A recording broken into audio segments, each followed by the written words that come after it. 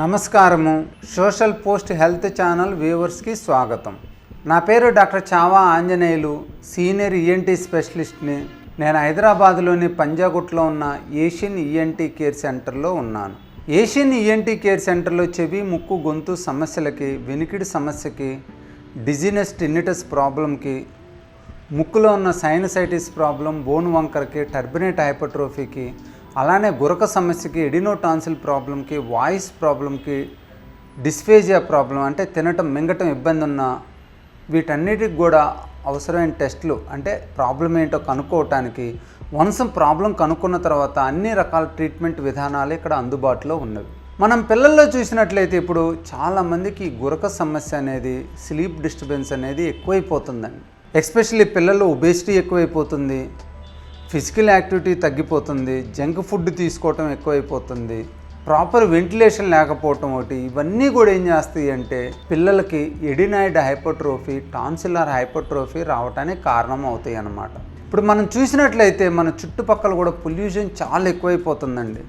Road మీదకి వస్తే vehicle pollution, ఇంట్లో ఉంటే చుట్టుపక్కల కన్స్ట్రక్షన్ పొల్యూషన్, కన్స్ట్రక్షన్లో ఉంచే దుమ్ము ధూళి, అలానే ప్రాపర్ వెంటిలేషన్ లేకపోవడం వల్ల ఇంట్లో హౌస్ డస్ట్ ప్రాబ్లమ్స్, అలానే ఇంట్లో మనం ఎక్కువ రోజులు ఏమన్నా వస్తువుల్ని కదిలీకుండా ఉన్నట్లయితే అక్కడ కూడా డస్ట్ మైట్స్. సో ఇన్ని రకాలుగా మనం ఈరోజు ఎలర్జీకి ఎక్కువగా ఎక్స్పోజ్ అవుతూ ఉన్నాం అన్నమాట. దానివల్ల పిల్లలు ఏమవుతుందంటే పాపం వాళ్ళకి ఎలర్జీ ఎక్కువ ఉండటం వలన ఎడినాయిడ్ హైపర్ట్రోఫీ వస్తుంది.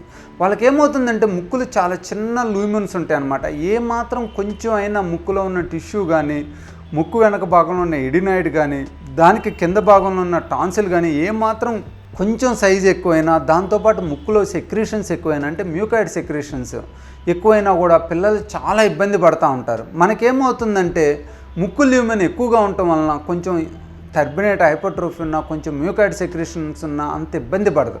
పిల్లల్లో కొంచెం ఎక్కువైనా కూడా చాలా ఇబ్బంది పడతారు. అలానే పిల్లలు ముక్కుని ఫోర్స్ఫుల్గా క్లీన్ చేసుకోలేరు కాబట్టి వాళ్ళ ఇబ్బంది ఇంకా ఎక్కువగా ఉండే అవకాశం ఉంటుందన్నమాట. సో పిల్లల్లో ఎవరికైతే ఎడినాయిడ్ ప్రాబ్లం ఉంటుందో, టాన్సిల్ ప్రాబ్లం ఉంటుందో మనం చాలా జాగ్రత్తగా వాళ్ళని డీల్ చేయాలి, చాలా జాగ్రత్తగా వాటిని మేనేజ్ చేయాలి. మెయిన్గా ఏంటంటే పిల్లల్ని కొంచెం సన్నికి ఎక్స్పోజ్ చేస్తూ ఉండాలి, గోరువెచ్చటి ఎండలో పొద్దున సాయంత్రం తిప్పుతూ ఉండాలి, అలాగే వేడి నీళ్ళు ఆవిరి పడుతూ ఉండాలి, చలిగాలికి ఎట్టి పరిస్థితిలోనూ తీసుకోవద్దు. అలానే దుమ్ము ధూళికి బయట కూడా ఎక్కువ ఎక్స్పోజ్ చేయకుండా చూడండి. వాళ్ళకి వీలైనంత వాటికి ఫిజికల్ యాక్టివిటీని కూడా ఇంప్రూవ్ చేయండి. సో ఇవన్నీ మనం చేయటం వలన వాళ్ళకి బాడీ రెసిస్టెన్స్ పెరిగిద్ది, బాడీలో ఒబేసిటీ అనేది తగ్గిద్ది, జనరల్ ఇమ్యూనిటీ అనేది బాగా పెరుగుతుంది. వాళ్ళకి స్నోరింగ్ ప్రాబ్లం, ఎడినాయిడ్ నుంచి వచ్చే స్నోరింగ్ ప్రాబ్లం కానీ, అలాగే టాన్సిల్ నుంచి వచ్చే తినటం ప్రాబ్లం కానీ లేకుండా ఉంటాయి. చాలామంది అంటుంటారు ఈ ఎడినో టాన్సిల్స్ తీసేయటం మంచిదా కాదా అని.